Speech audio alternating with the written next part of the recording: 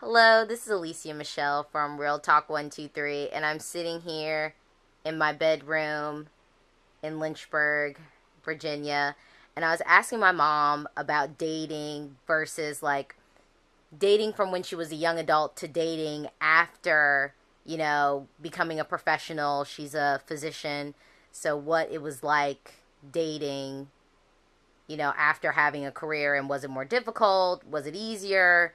Did you feel more comfortable with yourself? Does it have more to do with age or, your station in life, I guess? So, answer away, mother. Dating becomes more complicated the older you get. When I was a teenager, it was simple. If he had a car and he was cute, Johnny on the spot. As you get older, you have to think about schedules, getting up in the morning. It just gets more complicated, especially if you have children involved. You have to think about when you introduce the the person you're dating, how you introduce the person, when and how. Okay, so like when you were a young hot thing on the town, trotting about, like did you find that you got approached more? And I guess now when you were a hot thing trotting on the town, that was what, like the 80s?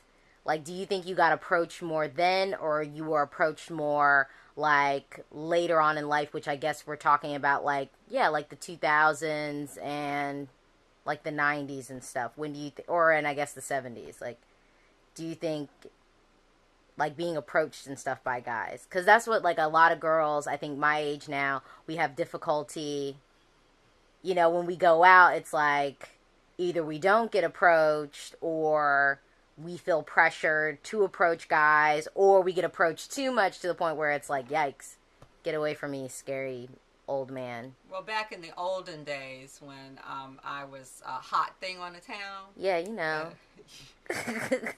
women did not do the pursuing. So you weren't, you would wait to be approached.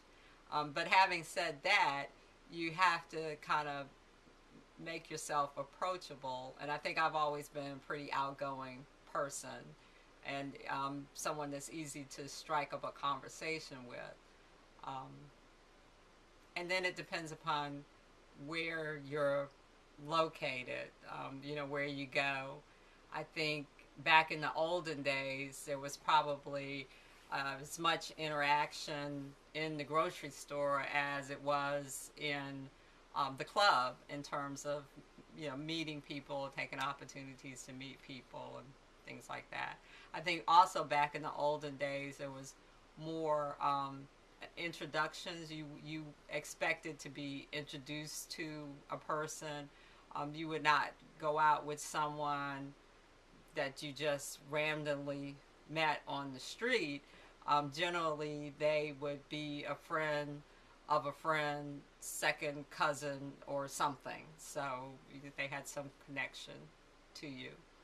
I feel sometimes I'm surprised that even as an older person, you still get approached. I mean, sometimes it's kind of shocking. um, but I think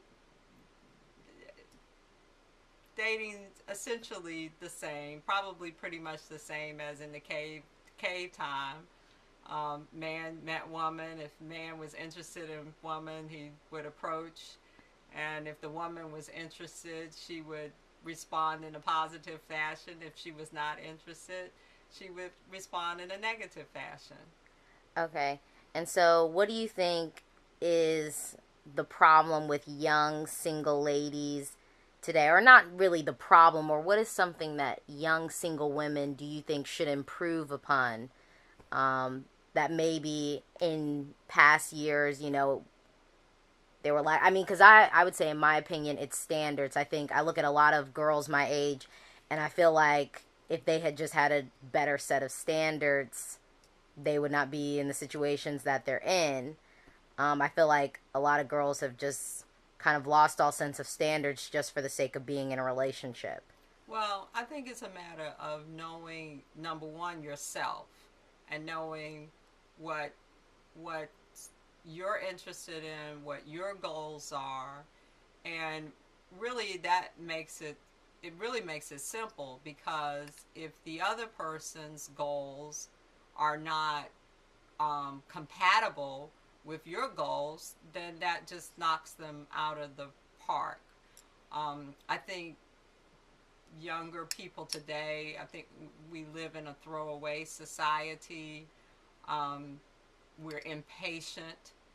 It takes time to get to know one. It takes time to get to know a person. It takes time to nurture a relationship. And I think one of the problems with the younger generation is that you're used to instant everything: instant oatmeal, instant cereal, instant TV, instant movies. When I was growing up back in the olden days, we had 3 channels on the TV, and we did not have a colored TV. It was a black and white, very small set. So you waited for your favorite show to come on. You watched your favorite show because you didn't we didn't have TiVo or DVRs, whatever. So um, you had time to actually talk to people, get to know people, go for walks. Um, we spend a lot of time today with people, but we're not really interacting with people. We go to the movies, we watch video games, we play video games, but we're not interacting with one another. Case in point, our trip to South Carolina, one Oh yeah. person reading a Kindle, another person listening to an iPod, and another person listening to a CD, a different CD on earphones. So we spent 4 hours in the car together and maybe 15 minutes actually talking with one another. Right. All right. Well, thank you, Mother, for joining me and giving your advice to the world, I guess.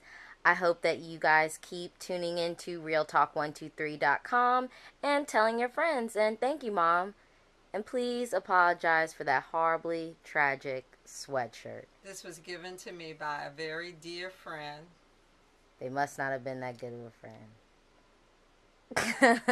All right, bye. Bye.